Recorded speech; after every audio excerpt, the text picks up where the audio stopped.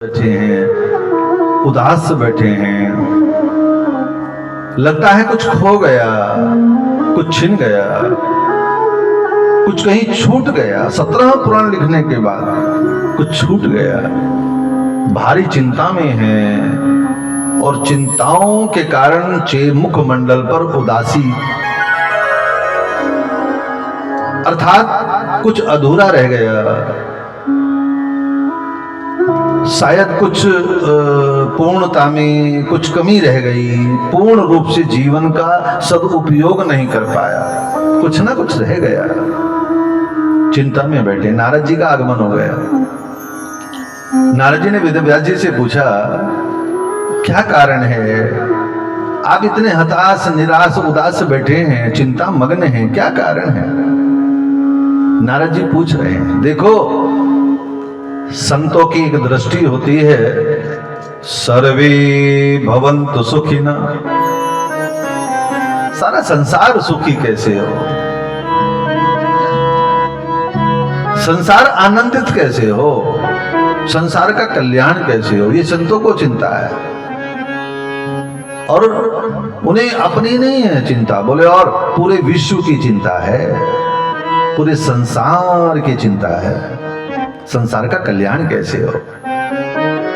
मुझे एक बात याद आई, गोस्वामी जी ने लिखा, संत हृदय नवनीत समाना। नवनीत कहते हैं माखन को, माखन को हल्की सी ताप दे दो तो पिघलने लगता है, ऐसे ही संतों का हृदय होता है। नमो नारायण। और हल्का सा उनकी सेवा करो, थोड़ी सी उनका सम्मान कर दो तो संत का हृदय पिघलने लगता है और वो आशीर्वाद देते हैं, कृपा करते हैं। एक संत जब किसी भिक्षाटन के लिए जब गए तो उनका नियम था कि वो 5 घर ही भिक्षा अर्चन करते थे, और उसी श्रृंखला में आज भी वो भिक्षाटन के लिए जब गए तो दरवाजे पर खड़े हैं, कहा माता भिक्षाम देहि। वो मैया कुछ खड़ूस सी थी और वो मन मन में बड़बड़ाने लगी, इनका तो काम ही यही है, रोज मांगने चले जाते हैं। संत ने सुना नहीं, फिर कहा माता भिक्षाम देहि। अब माता ने फिर अनसुना कर दिया, क्योंकि गोबर का पोछा लगा रही थी घर में। और तीसरी बार जब संत ने कहा माता भिक्षाम देहि, तो उस मैया ने गोबर का पोछा ही संत के मुख पर दे मारा।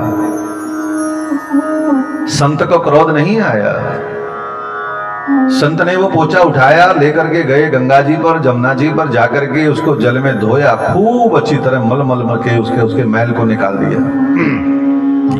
और जब उसका मैल निकाला और उसको फिर सुखा दिया, सुखा करके उसकी बत्ती बनाई, बत्ती बना करके दीपक में लगाई, दीपक मंदिर में रखा, तेल डाला और उसमें ज्योति जगा दी। तब भगवान से ध्यान चिंतन करने के बाद संत ने भगवान से कहा, हे मालिक, जिस प्रकार इस कपड़े का रगड़ रगड़ करके मैल निकाल दिया और इसको बाती में लगा करके दीपक में ये ज्योति इसमें से जग गई, ऐसे ही हे मालिक उस महिला, उस स्त्री, उस नारी के हृदय में जो अज्ञानता का मैल है उसको दूर करके उसका हृदय प्रकाश से प्रकाशित कर दो। मैं आपसे एक प्रार्थना करता हूँ, उसका हृदय उज्जवल बना दो, उसका हृदय निर्मल हो जाए, कुछ ऐसी कृपा कर दो, कुछ ऐसी दया कर दो। ये संतों की दृष्टि है, ये संतों का चिंतन है। और संत सबका कल्याण चाहते हैं, संत को क्रोध नहीं आया। ऐसे ही संत एकनाथ जी जब गंगा जी में स्नान करके जा रहे थे तो एक पठान ने सोचा कि इस संत को कभी क्रोध नहीं आता, इस संत को आज क्रोध दिलाना है, कुछ भी करूं तो क्रोध दिलाऊंगा। और वो पठान चढ़ गया एक पेड़ के ऊपर, उधर से जब गंगा गोदावरी में स्नान करके, सुनो जी बहन जी, वो गोदावरी में स्नान करके जब संत एकनाथ जी आ रहे थे तो पेड़ पर चढ़े हुए पठान ने उनके ऊपर थूक दिया। संत एकनाथ ने देखा कि किसी ने थूक दिया, कोई बात नहीं, मैं दोबारा नहा लेता हूं। गोदावरी में दोबारा डुबकी लगाई, फिर आए, संत ने फिर थूक दिया। फिर स्नान करने चले गए, फिर आए, फिर थूक दिया। एक नहीं 50 बार उस पठान ने उनके ऊपर थूक दिया। और 51 बार भी जब वो स्नान करके आ रहे थे तो पठान को अपनी गलती का प्रायश्चित हुआ, नीचे उतर करके चरणों में गिर पड़ा। हे संत महाराज, आप कौन सी मिट्टी के बने हुए हैं? मैंने 51 बार आपके ऊपर थूक दिया, लेकिन आपको क्रोध नहीं आया, आपने कुछ अपशब्द नहीं बोले। तब संत एकनाथ जी हंसते हुए कहने लगे, हे पठान, तू तो मेरा मित्र है, तू तो बहुत अच्छा आदमी है। पठान ने कहा, महाराज मैंने 51 बार थूक दिया, आप अच्छा आदमी बता रहे हो? बोले हाँ, तुम बहुत अच्छे हो। क्यों? आज मैं गोदावरी में एक बार स्नान करने का मुझे पुण्य मिलता, लेकिन तुमने ऐसी कृपा की कि तेरे कारण मुझे 51 बार गोदावरी में स्नान करने का अवसर प्राप्त हुआ है साहब। 51 बार। संतों की दृष्टि वो श्लोक मंगल कामना की होती है। संत महान पुरुषों का जो सोच है वो मानव की सोच से ऊपर, क्योंकि वो बौद्धिकता का पराकाष्ठा बन जाते हैं, बौद्धिकता की पराकाष्ठा हो जाते हैं। और उन्होंने तो कहा कि देखो, संत की जो दृष्टि है वो लोक मंगल कामना, विश्व कामना की हो जाती है। नारद जी ने पूछा, वेद व्यास जी, आप तो लोक मंगल कामना की दृष्टि रखने वाले महापुरुष हैं, आपको ऐसी कौन सी चिंता सता रही है? देखो, एक बात बताऊं आपको, सुनेंगे आप? जब जब भी जीवन में संकट आए, जब जब भी दुख आए, जब जब हमारा जीवन समस्याओं से घिर जाए, अच्छा, जब जब भी हमारे जीवन में चारों तरफ से हम अपने आप को हताश, निराश, उदास महसूस करें, जब जब भी हमारा जीवन दुखमय हो जाए, तो एक काम जरूर करना। क्या? बोले, संतों के पास जाकर के समाधान ढूंढना। संतों के पास जाकर के शांति प्राप्त होगी। इको हल्की सी कम करी इको। तो संत के पास जाकर के हमें परम शांति प्राप्त होगी ना। जब जब भी संकट आए, जब जब दुख आए, तो संतों का सानिध्य प्राप्त करो, क्योंकि महान पुरुषों के पास, ज्ञानियों के पास, साधकों के पास, उपासकों के पास औषधियां हैं, दवाइयां हैं। जानना चाहते हो कौन सी दवाइयां मिलेगी?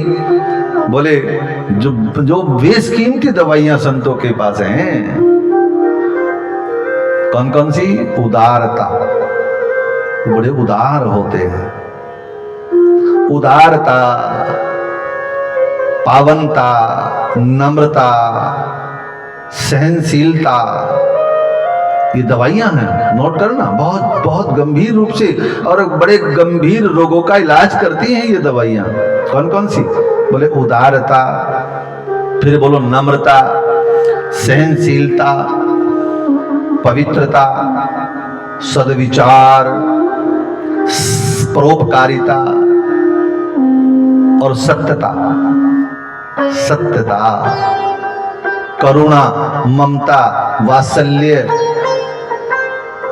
और इसके साथ साथ उनके पास बहुत सारे मंत्र हैं, बहुत सारी साधनाएं हैं, तपस्या का बल उनके पास है। तो संत जो हैं वो हमारी समस्याओं का कोई ना कोई समाधान अवश्य ढूंढ देते हैं।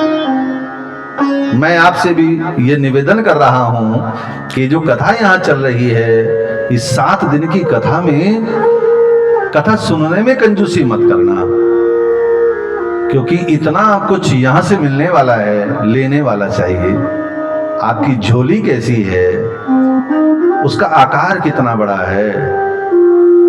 यहां से आपको 7 दिन इतनी औषधियां मिलेंगी, इतना यहां से लाभ मिलने वाला है कि मनुष्य सोच भी नहीं पाएगा। महान पुरुषों के पास मंत्र की साधनाएं हैं, महान पुरुषों के पास अपनी सिद्धियां हैं, अपना तपोबल है, अपनी तपस्या का उनके पास खजाना है, और वो मुख से जो कह दें वही हो जाता है। तो हमारी समस्याओं का समाधान संतों के पास है। और सच पूछो तो तेरे की रोग का कोई ना कोई इलाज, समाधान वो अवश्य ही निकाल करके देंगे। एक संत ने दूसरे संत से कहा मुझे चिंता है। दूसरे संत ने पूछा कौन सी चिंता है? वेदव्यास जी बोले एक चिंता है, मैंने 17 पुराण लिखे, लेकिन आज से 5000 वर्ष के बाद कलयुग आएगा और कलयुग के लोग आलसी होंगे, क्रोधी होंगे, लोभी होंगे। आप नहीं हो, आपको नहीं कह रहा मैं, हाँ, कभी आप अपने आप को समझो। कलयुग में लोग आलसी होंगे, क्रोधी होंगे, ऐसे नास्तिक होंगे कि बराबर में घर के पास अपनी कॉलोनी में कथा हो रही है फिर भी कथा सुनने नहीं आएंगे। नमो नारायण बोलो। सच में ये चिंता किसको? मुझे चिंता नहीं है। बोले चिंता किसे हो रही है? वेद व्यास जी को चिंता है। आज से 5000 वर्ष बाद कलयुग आएगा, तब वो सोच रहे थे, कलयुग आने से 5000 वर्ष पहले। हाँ, कलयुग में लोग आलसी होंगे, ईर्ष्यालु होंगे, झगड़ालू होंगे, क्रोधी होंगे, राग द्वेष में फंसे होंगे, काम क्रोध वासनाओं में इतने लिप्त रहेंगे कि वो साधना नहीं कर पाएंगे और तपस्या नहीं कर पाएंगे। और उनको कहेंगे कि पाठ कर लो बैठ करके, नहीं कर पाएंगे। अच्छा है कि नहीं? हाँ जी बोलो कि ना जी? कलयुग के लोगों को कहो कि आप जो है धन इतना इकट्ठा कर दो, कर देंगे। उनको कहो कि गाड़ी घोड़ा इकट्ठा कर ले आओ तो ले आएंगे। आप कलयुग के लोगों को कहो कि साहब पहाड़ों को तोड़ करके सुरंग बना दो तो शायद बना देंगे।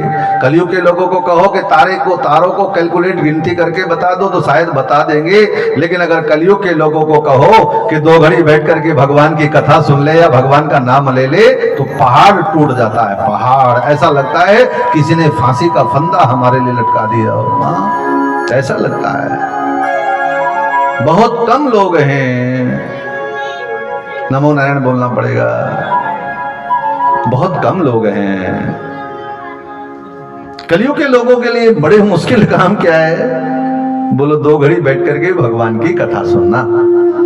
कलयुग के लोगों को बड़ी मुश्किल बात है। तपस्या नहीं कर पाएंगे, साधना नहीं कर पाएंगे, हाँ, और वो ध्यान चिंतन एकाग्रता नहीं कर पाएंगे।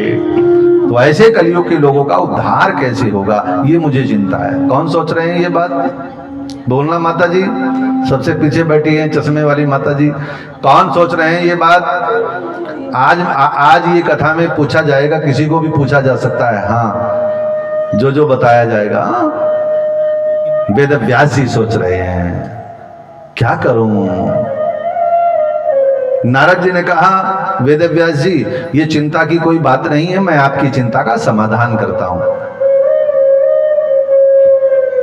बोले कौन सा समाधान? मैंने 17 पुराणों की रचना कर दी, और कौन सा समाधान है कलयुग के लोगों का कल्याण करने के लिए? बोले उसका एक समाधान और है। बोले कौन सा? बोले मुझे नारायण ने जो ब्रह्मा जी को सुनाई चतुश्लोकी भागवत, और जो ब्रह्मा जी ने सनकादि ऋषियों को सुनाई, सनकादि ऋषियों ने मुझे सुनाई, वही चतुश्लोकी भागवत मैं आपको सुनाना चाहता हूं। देखो ये जो भागवत की कथा है ना, ये वेदव्यास जी ने नहीं लिखी।